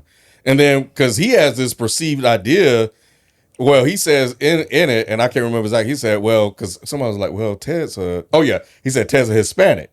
So why would he kill, him? He was like, well, he said they hate everybody. He said, Blacks. he said they only care about themselves. So it would make sense. But he's spreading this idea that he gotten from somewhere, as all this stuff is coming in this town, basically poisoning the thoughts of the city or this small town. But it was an interesting conversation. I thought that was about to be the premise of the movie, how the black guy was a part of the establishment and he wasn't really into it, and then they turned this whole thing around on him so quickly, as far as it being like, you are a nigger. I knew it, like just out of nowhere. I thought that was going to be it. So I think they did it well to set him up to be arrested, because it did look suspicious as far as if you were looking from their perspective. But then I don't think that they did enough with it from there, so it didn't really matter. Yeah, I kind of agree. It was just like I liked the conversation and how the conversation happened about, because cops do think that way. Like, are you more of a black person or are you a fucking cop? Because they see cop as a race. They're so fucking delusional that cops think that way. So I did find this part to be interesting, which again made this movie so fucking frustrating, because it's like, dude, you're like Right there. almost there with an interesting conversation, then you just fucking move away from it to some more nothing ass bullshit. But yeah, so Butterfly, the Pueblo cop, he notices the marker board in Joe's police station, and he recognized the handwriting, which causes him to run back to Joe's house because he thinks that Joe is involved. But while this is happening, someone breaks Michael out of jail, which leads Joe and Guy to find him in a valley in front of a burning barrel with a drone in the sky. What did you think about what happened here, Rod? Yeah, I thought this was interesting as well. I'm like, what the fuck is happening? Who are these people, and what's going on? I also thought it was interesting before we got here with the Native American land, I guess it was, that he didn't realize that it was part of their investigation too, because of where he shot the bullet from. Yeah, Joe wasn't a good cop. Yeah, it fucked up his whole situation, so he started kind of scrambling to get to where he was. But this part right here, yeah, I was just like, yo, what the fuck is going on? Who are these people? Because I think they show like a jet flying here. Yeah, with a bunch of people in masks and shit. Yeah, but I figured that they were just like extremists or something like that, or just just some type of group like that came to this town to, after seeing it. I guess did they make public news and shit, or what? Because how would they have known about this town? Oh, did it make public news that this was happening in the town? Yeah. So these people, did. It had to have, because these people were sent. So I assumed that these were agitators. They were not actually quote unquote Antifa. These were agitators flying, because Antifa ain't got no fucking money for no goddamn jets and shit. Like, and that's probably why they showed that. Okay, poor. so all right, I missed all of that. Then Yeah. I don't know, like, because I was wondering, like, to what Rod said, like, who are these people? Yeah. And I immediately went to irritated, because I was like, they're not even going to take time out to explain it. Like, it's just like the it was Portland really thing. it was too subtle. Yeah. For me, and I think it needed to be a lot more overt for the final climax 30 minutes to be focused on them trying to kill the sheriff. It's like that's crazy to me. Yeah. And I was also wondering if that data center was a part of it, the whole that whole movement too. I think that was just another, because I think during 2020 also there was that situation where there were centers being built on indigenous land, and there were protests about that too. So I think this was just fucking Ari Aster throwing fucking Mosh posh. yeah, Just- a gumbo of just random shit that happened, and it was like, what's the point here? Yeah, because that would be a conspiracy too. Like if that company is trying to clear out, agitate this, area, you see what I'm saying, and just okay. try to, it's too much shit going on here. But we want to get our data center here though. So go. It would make sense for them to fund it. That would Yeah, that's what make I'm saying. sense. Yeah. Which is why they had a jet. Okay, they had a now jet. Like I what the feel fuck? better Like you about just that. not, and anybody just has a jet, but a fucking data center would have a jet. Yeah, they just lost Ted. Ted's a big part of their plans, and he no longer exists. But also, white supremacists have money for jets. So I thought the whole time that it was a white supremacist group that was That would sending come these all the way to people. Eddington? Absolutely, because this is the perfect thing to happen. You put this on the news. Oh, Antifa showed up and took over a small town and killed the sheriff and the mayor. Boom, you're good. Which is why I think, I don't know if it's this part or the next part, when Joe is driving and he sees that big statue, It and the scared statue him. says white supremacy on it. Which that didn't really fucking go anywhere either, in my opinion. But Oh yeah, because they had burning crosses and shit. Yeah, that's when he was going to find Michael. Yeah, they had the Yeah, crosses and all yeah. that other stuff. Yeah. So yeah, it was basically like planted to look a certain way. yes, it was planted. It was supposed to look like Antifa did this. I didn't really like this though, but like, so first off, I don't get why Michael was speaking funny, like his voice was fucked up. I don't know if y'all noticed They had a that. muffle. But then why'd the muffle go away after that? it didn't. It I did. thought he was trying to do that so they wouldn't understand. Yeah. because it was bugged. Oh, is that what it was? Yeah, he was Yeah. trying Okay, to talk to that where makes they sense couldn't then. pick up what he was saying Okay. because they were recording it. Because they showed a little video and they had the That arrow. makes sense. Yeah, had to. Yeah, I record know, it. but I thought they had something in his mouth to where he couldn't say He was anything. doing. Because He was right after holding that he his teeth. speaks like he would when what's his face got too close. He, Yeah, he yelled, yells "No." out like don't like stop. What I forgot what he said. He said no or something like that. yeah, something like but that. It was but clear. it was clear. Oh shit! Ow! But yeah, so Michael is speaking weird. I'm glad you explained that because I didn't understand that part. Guy walks close to him and the explosion goes off. Should we close in on him, Captain? Apparently, you should go right ahead. Yeah, sure. Help yourself. And then the fire that ignites, it spells out no peace. So that is another reference to BLM. So this is them trying to frame BLM for everything. But then we get Joe. He's attacked in the street by a hitman. A hitman is chasing Joe down. And real quick, I mean, I guess we got to talk about this part. This leads Joe back home. Spike, what'd you think of the scene with Dawn where she sort of appears as Louise for a hot second? I didn't take anything from this. I was wondering why the mom was even back. I know she said that she had went to the code and was listening to some of the beliefs, and then they got too extreme for her. Which is this what she hopped in the bed with him? No, that's Oh, not okay. No, that's later. That was it. Yeah, I don't think I realized Dawn left to go to the cult with Louise. I thought just She did. Louise If you would left. like I an thought your mom ad-free said she went version with it, of then this they started getting too episode and radical, many and that's why episodes she to came come, back. head over to our That's why Patreon she- at They patreon.com/frames per She said second I was and with become her, a and then she patron started where you can talking, receive like, an ad-free getting too- No, they version didn't show it every earlier week, in the movie. as no, well no, as yeah. exclusive They just content talked and about it. That's why additional he was so conversation surprised when in she these was there. episodes. Gotcha. Now let's get back he to the was show. like, because she had been gone for a while, but she was with her daughter. Gotcha. Okay, I guess that makes more sense about why she would be appearing as Louise in his Right, brain. 'Cause right. that's what he wants to be there. Right, But exactly. instead, it's old raggedy ass Dawn. Anybody else got anything for this, or should we move to the next part? Well, I was trying to figure out what Joe was talking about. It was because now he's saying they've come to kill me, but then he held up his phone was ringing, and it was like it said restricted. He was like, "See," so now I was wondering, was he part of all of this shit from the jump, or did he get involved, and then they were just trying to kill him because he had already did what they did? Joe? Yeah. No, I think what he was Interesting. trying to hint at is like the deep state was after him now, because he knows it's not BLM. But had he been in communication with the deep state prior to this? I never got Because he was like, they impression didn't. it He was. said I they didn't didn't kill either till you Ted. They just said said I killed Ted, and now, now they're trying to. Well, maybe it was deep state. Yeah, you're right. You're right. So maybe they approached him and was like, well, you can have the same power as him. You just I killed probably him. added on to it. if that's part of the story, this movie dropped down another notch. Even because worse. They needed to have said that shit explicitly because Joe is not very intelligent. No, he's not. So I assumed that the phone said restricted and Joe was like, see, because it was a restricted phone number calling him right while the guy was hunting him down.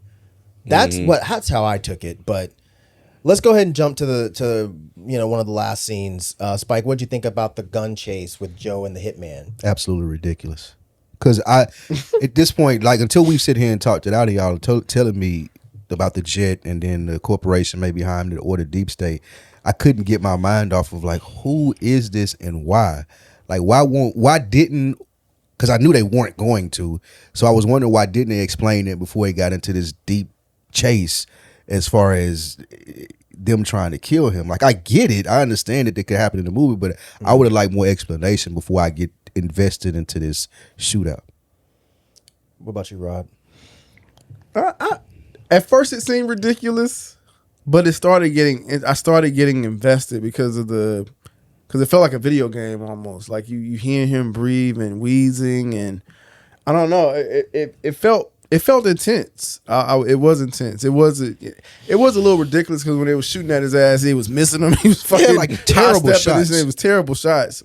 But I don't know, like something about it just, I don't know. It was still intriguing. I guess I was reaching for something, like reaching for some action, and I just submitted to it really. And then when they went into the gun store, I'm sure that was a political statement too. When he went into the gun store and he was able to arm himself or whatever against something like this. So I thought it was fun. I thought it was fun. It didn't bother me at all. I was trying to just decipher what all was going on. Like, who are these people trying to kill Joe all of a sudden? They just kind of popped out of nowhere. They were definitely terrible shots, but they were not trained. So I guess that would make sense. The only thing I was like, when he went in that gun store, I said, this motherfucker, it'd be funny if he come out busting out of that motherfucker like Commando. And he did. And that motherfucker came out that motherfucker like Commando, bro. I was like, oh shit, this motherfucker really came out here like that. Yeah. Unloading. Yeah. Carelessly, and shit like that. Shit. But I was like, how many are them? But it was a wild, crazy, super extended, long scene.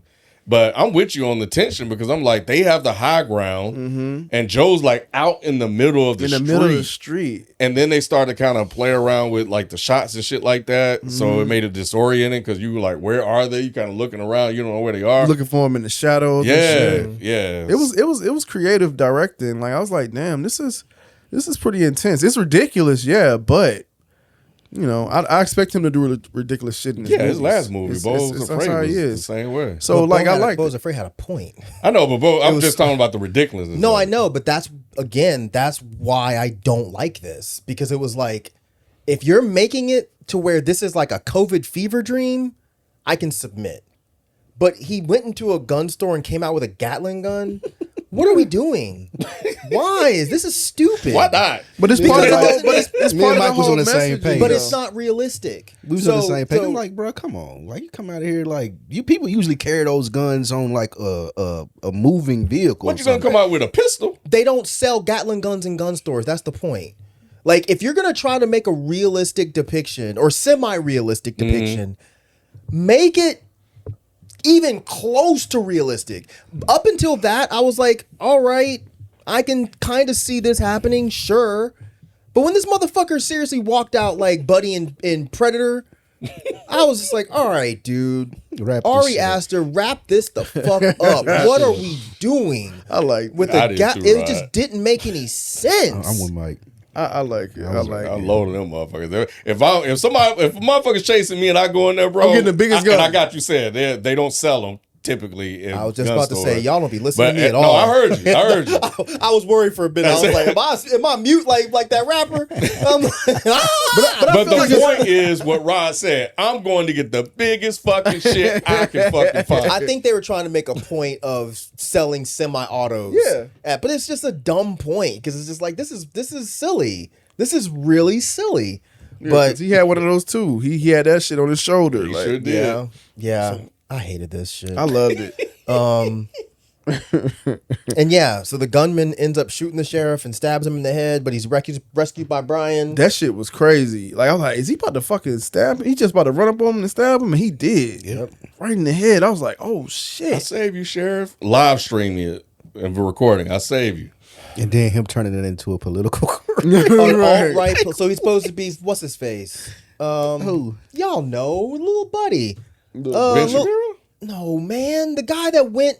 He carried a gun across lines. He was a young kid and killed people. Oh, They recently clowned him, and Kyle Rittenhouse. Kyle Rittenhouse. So yeah, because there was pictures of him with Marjorie Taylor Greene in the movie, I didn't even pick that and up. it was I just didn't like, either. all right, this is dumb. Which but kind of makes fine. sense. I can see him flipping because he never was for the BLM cause anyway. Yes, and Yeah. I think that was kind of the point that they were making is like, of course he would flip because all he wants is attention.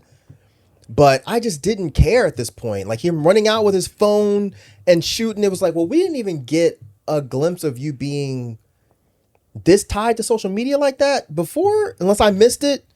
But I did watch half of an interview with Ari Aster where he was saying that this movie was supposed to be about the dangers of social media. And it was just like, oh, this sounds like a fucking twirly mustache hipster take on this. Because it was just like, dude, this is basic as fuck, dude. Like, really? Well, yeah, that's That sounded like what he tried to do at the end to save it. That's exactly what I thought. Yeah. I was like, it sounds like there's some shit you threw in there to make it seem like there was a deep point to this movie. Nah, I think that's think kind of that what I was walked it. away Where else with. is social You media? got- Where else y'all get Yes. social media? At? Yeah, I had it in my notes. The That- dangers of social media. This whole movie. Where were they on Yes, social media? like Yeah, where? it's like how again, this whole theme of viruses, social media, internet viruses, whatever. But like if you kind of play back, they were a lot on their phone. This is a small town that's cut off from the world.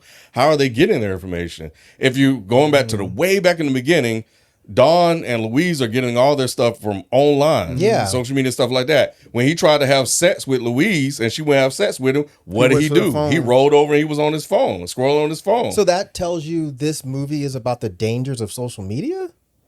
yeah, That seems really loose. nah, it wasn't for me. Because there was no danger for him to roll over after Louise doesn't give him sex But I think and look at women. but all of these ideas, they're being infected in this town by the ideas that are outside of their world. yeah, I view. got that. But these ideas are coming from social media, internet, online. Because he says it culture. in the movie too. He's like, what you gonna post it on your little Instagram? He's like, yep, I'm gonna post it on Instagram. Him running for mayor started from with the Facebook posts. Yeah, I guess, Sure. I'm not saying that social media wasn't in the film. What I'm saying is I don't think that this was a very clear message. I mean, at least for me, I definitely walked away with being like, well, y'all definitely showed a lot of how social media happens, but it wasn't egregious to the point where I would take away, oh, you're making a point about how dangerous social media is. But I thought you said earlier you didn't want it to be too clear What do you mean? with some of his films. I don't remember saying that. Well, maybe I misunderstood. No, maybe I said it and forgot. I'll tell you what. That sounds like me, but I don't think I said that. It's not that I don't want his movies to be clear. It's just that I want to understand that there is some sort of message, something for me to chew on. His last 3 films, they were very message heavy. It was like, yo, when you finish the film and you walk away, it's like, oh, I understand how this is where you're talking about the dangers of cults. Got it. You're talking about family trauma. Got it. You're talking about, anxiety. Got it. With this, it's like, oh, really? We're talking about social media is dangerous? It's like, bro, once again, this is a very basic ass idea. And to me, it's not even presented in a creative way. But Jalen text, the tech company gets rich off the division while we bicker and fight. Does he feel like that was a summation of what he said, but he said he feel like that's Well, that was kind of Yeah. at the end. Yeah. I think that book ended and kind of probably sealed the deal because, they still got what they wanted. While Yes. this community basically fell apart. yeah, But I got that part. yeah. Well, I like what all he said, though. I don't want to just paraphrase what he said. He said, I took the meaning that the tech is underlying the thing dividing us. COVID intensified the division and had us all following different ideologies, which would happen. That leading to us to the destruction. The poster of the movie with the buffalo kind of solidified that for him. He said that tech company gets rich off the division while we all bicker and fight. Yeah, I mean, it it was like everybody was impacted one way or another by the ideas of all these other entities, you know, from BLM to, you know, the cops to everything. And I think just, you know, I was thinking about it, you have the white guy, Joe, who has this aspirations to be this big kind of glamorous thing. I'm going to take over this city. I'm going to be mayor. And when that failed, what did he do? He resorts to violence. What is typically sometimes associated with white people? I couldn't get my way, so I resort to violence. That's how we got to America. And that's why you have sort of like the underlying part about the kind of in the background with Pueblo people, that are there that he didn't even know was part of that sat on the county, that they had sort of rights to it. He just kind of tried to get rid of them and dismiss them. And then you also have the black guy, Michael, who kind of assimilated and was part of the system that didn't fuck with him, and he didn't realize it. He was oblivious to it until he was reminded that he was black, you know, towards the end. And then he got turned at the end of the movie. He didn't get turned. He became sheriff. Yeah. That's my whole point with this. Like, what the fuck are you even, not you, but what the fuck are you even trying to say with this? He didn't seem like he was angry, though, about the portrayal that happened, because he didn't seem like he was happy to be sheriff. He didn't sound like he was mad about being sheriff. His face was all fucked up. Well, he wanted to be sheriff because his dad was sheriff, and his dad never made to be sheriff. Right. But he looked like he was mad, though. You be mad too if your face was, what the fuck? 'Cause He he was- probably saw a mirror at some point. And he's out there shooting, and he's filming the ex-sheriff or whatever, Joe. So. He's filming Joe in a wheelchair on some Stephen Hawking shit. How did he? It was just, It was like That bomb I know- blew the other dude in half, but he was standing right on top of it. He lived. I don't know worry where about the this bomb movie. was. But yeah, it seemed like the bomb was pretty close to him. But It seemed like I it. let it go. I thought the same thing, Spike, but I thought he let was it go. dead too, but whatever. But I even like the I mean, that makes sense as to why, you know, it's like a Western. It's like the Wild Wild West. Like, it was kind of a similar thing going on. Downtown. No, I'm just saying, it was the Wild same Wild thing. West. Like, it was a lot of outlaws. It was I mean, it was just the same type of vibe. It felt like that, but in a more modern day sense. I think you shooting him some bail. I think so too. I don't think that's Bill. I think it's very intentional that he made it like a Western. I think it was intentionally he made it like a Western, but with all the like, oh, there's a bunch of outlaws and stuff. It was just like, man, But this film just did not seem anywhere close to as deep and compelling as his standard films are.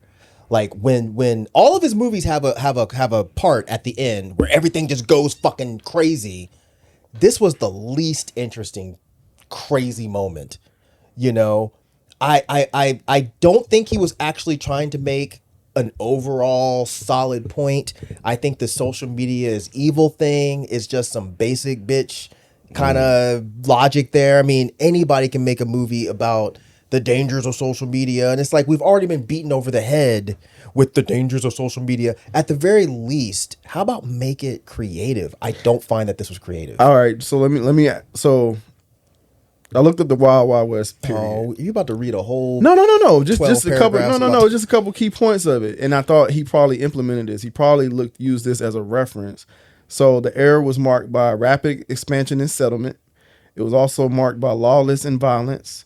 It was marked by the clash of cultures and the rise of iconic figures. That was the key characteristics of the Wild Wild West. We got all that, but who cares? I think that's my point. creative. Who gives a fuck? He did it in a modern way. I thought that's creative. But what's It's the basically we are in and the reason what sparked that is what Jalen said. I'm like, damn, he kind of right, because like, yeah, it was like the Wild Wild West. Like, it made sense. Like, it's making this movie make a lot more sense to me, because you got the gunfights, you got the like. That was never my confusion. My confusion was never why are you making this a Western? That was never, because he's from New Mexico. So Who is Ari? Ari Aster. Oh, okay. Cool. So again, my whole thing was always, what is the point? I think showing the correlation of this time with the time of the 1800s or whatever, of when the Wild Wild West was happening. No, I something think like you that? probably just don't like the point that he was making in this movie. What is it? What's the point that he was making that I'm supposed to like or dislike? I think That it was- if it's really just, oh, hey guys, during 2020, there's a correlation between what happened in 2020 and the Wild Wild West. If that's the whole point, No, got not it. not I'm out. Like, that. I'm just thinking about just like, again, like just it was even on his truck about, I can't remember what was on the truck, something about the virus, but just like how we all can be infected and with this one thing, and what does the virus does? It gets in your system and then it starts to grow and manifest, and you kind of see it where this whole BLM thing started with two girls talking. That's social justice. And then here come these two guys along. Then next thing you know, they're in the crowd in this small block in the truck. Then next thing you know, it's this whole little city. You have that thing. You have Joe's ambitions as well that's growing and manifesting, and he get infected with that, and that leads to violence. And that's a parallel too. Like it could be literally and figuratively with Joe.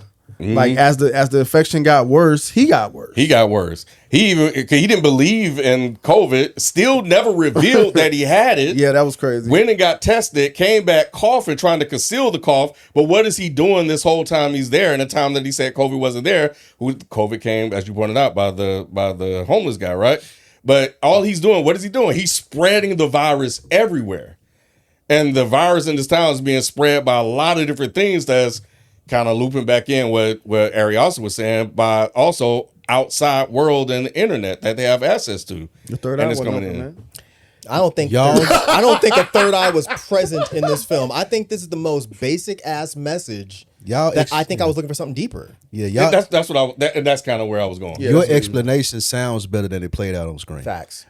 It didn't play out like, because y'all are not wrong, and I like it what y'all are saying, but how it played out on screen, it didn't come off that way. I don't even like the way you not anything against you. I don't even like the way you said it, because I feel like this could be a Tubi movie. No, I'm not. I got what you're saying. I find a nice way. I didn't mean for it to sound rude. I'm saying I didn't mean it like that. I'm saying like, if Ari Aster came out and said, "Hey, this is what I was going for," I would still have the same annoyed stance that I have now. That's what he's saying. Yes. So that's where I was going before you tried to jump in and make it sound like I was being a fucked dick. up, but I knew exactly where Mike was going, which is why I didn't take offense. Thank you, Ron. I always think shit is messy and funny. I'm always gonna laugh. Right. But yeah, that's my thing. You're right. I think I just didn't care about the message. And I didn't care about the way the message was portrayed. Because if what I'm supposed to walk away from with this entire film is social media is dangerous, I'm looking at you like, bro, are you fucking serious? Water is wet. The sky is blue. Like, do this in a more creative way. We all know cults are bad. Mm-hmm. But when you watch Midsommar, you're like, oh shit, this is crazy how this played. We know that family trauma is a thing. But when you watch Hereditary, you're like, oh shit, that's wild the way this broke down. If it's just me and I guess Spike to a degree, that's fine. I'm not trying to get y'all to change your mind. I think that my expectations were just way too high for this film, even though I walked in being like, I don't think I'm going to like this. But because I've liked all of Ari Aster's films, I was hoping I would. But by the end of this movie, I was just like, bro, this is your easily by leaps and bounds your worst film. This is nowhere near what you did with Midsommar, Hereditary, or Beau's Afraid. I think the acting was great. To wrap this up from my stance, I think the acting was great. I think certain stories and actors were completely under fucking utilized. We didn't even need Louise in this whole fucking movie. Y'all could have took Louise out of this shit, and the whole fucking thing could have played out the exact same way, because Louise added nothing to this. You could have had Dawn still there, giving him the conspiracy stuff. It was just like, and then the cult guy, Wise Vernon, he didn't do shit in this, and he's all over the posters and whatnot. And when you're talking about the Buffalo, or one of y'all talking about the Buffalo, yeah, it was Jalen. Yeah, Jalen. Yeah, I get you. That was very obvious. But I think in my brain, I kept saying he's not going this basic. I was telling myself this whole film. I was like, he ain't talking about COVID. At some point, there's a demon. And see, I didn't even think it was a COVID movie, honestly. I thought COVID was just kind of used as a setting. But real quick, Dawn, did she become part of the institution herself? Institution, what do you mean? Because wasn't she speaking on behalf of, like, what was her role at the end of the movie? She basically became the new mayor, because she was a caretaker, but she was kind of running the show. because clearly Joe was an invalid at this point. Which I don't know how you survived that, but whatever. And she was able to kind of more spread her stupid message. shit. She was kind of able to spread her message that she's always had. Yeah, so she's now has the power and the ears to spread the conspiracies. Now, why we end with all of them climbing in the bed? No fucking clue. Why we end with Michael in the field shooting the target and then it pulls back? It's just like, So you know, who cares? Like, what difference does this make at this point? I think he mad. Yeah, he's mad. He's gonna. I think he's gonna try to assassinate Joe at some point. Man, He don't need could to choke Knight to go assassinate Joe. You could smack Push him over. Right. What are we doing? Right, but he has to do it to get away with it. That's Oh, what so y'all you think think he that- yeah, practicing? absolutely. You He's think he practicing the sniper snipe shot? Joe. Absolutely, he is. Well, He's then gonna kill that's, Joe. That's whack as fuck. I think didn't- he realized the system isn't for him, and now he's anti-system, even though he still working for the system. Jeez. Oh God. But you know, This is, whatever. this y'all Well, make y'all it were worse. invested because I ran out of there making when it the worse. credits started Dude. rolling, bro. I was like, thank I God don't this even- bullshit is I don't over. even care why he's shooting. I'm out of here. Because when I saw him shooting, I was like, why is he shooting? Then when it pulled back and it's like, oh, there's the data center. Is he shooting at the data center? Is he mad that the data center's there? What is happening? But y'all saying, oh, he was practicing to shoot Joe. I'm like, dog, I think he definitely was going to do out. something, but you know, Because definitely why would you even kill Joe? Like, Joe didn't blow your dumb ass up. Quote Joe unquote. put his I ass think he in just jail. mad And at- he know Joe set him up.